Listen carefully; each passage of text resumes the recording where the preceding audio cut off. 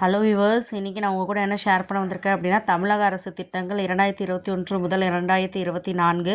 So முதலமைச்சரின் காலை உணவு திட்டம் தான் முதல் திட்டமாக அதில் அமைஞ்சிருக்கு. வகுப்பு 1 முதல் 5 வரை இருக்கக்கூடிய மாணவர்களுக்கான காலை உணவு திட்டம் தான் தொடங்கப்பட்டது. எங்கே அப்படின்னா, மதுரை சிம்மக்கல் ஆதிமூலம் தொடக்கப்பள்ளி.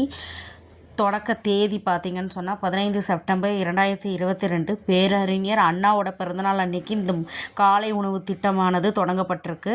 ஸோ ஃபஸ்ட்டு ஆரம்பத்தில் 1545 அரசு தொடக்கப்பள்ளியில் தான் இது தொடங்கியிருக்காங்க.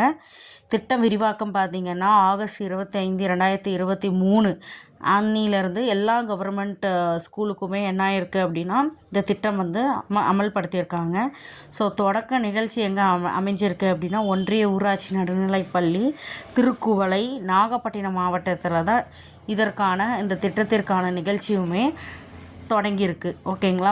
ஸோ இந்த வகுப்பு 1 முதல் 5 வரை இருக்கக்கூடிய மாணவர்களுக்கான காலை உணவு திட்டம் தொடங்கப்பட்ட தேதி பார்த்திங்கன்னா 15 செப்டம்பர் 2022. ஃபஸ்ட்டு 1545 தொடக்கப்பள்ளிகளில் மட்டும்தான் இது வந்து தொடங்கப்பட்டிருக்கு. அதன் பின் ஆகஸ்ட் 25, 2023 தான் என்ன இருக்குது அப்படின்னா அனைத்து அரசு பள்ளிகளிலையும் இது அமல்படுத்தப்பட்டிருக்கு. தொடக்க நிகழ்ச்சி பார்த்திங்கன்னா ஒன்றிய ஊராட்சி நடுநிலைப்பள்ளி திருக்குவளை, நாகப்பட்டினம் மாவட்டம்.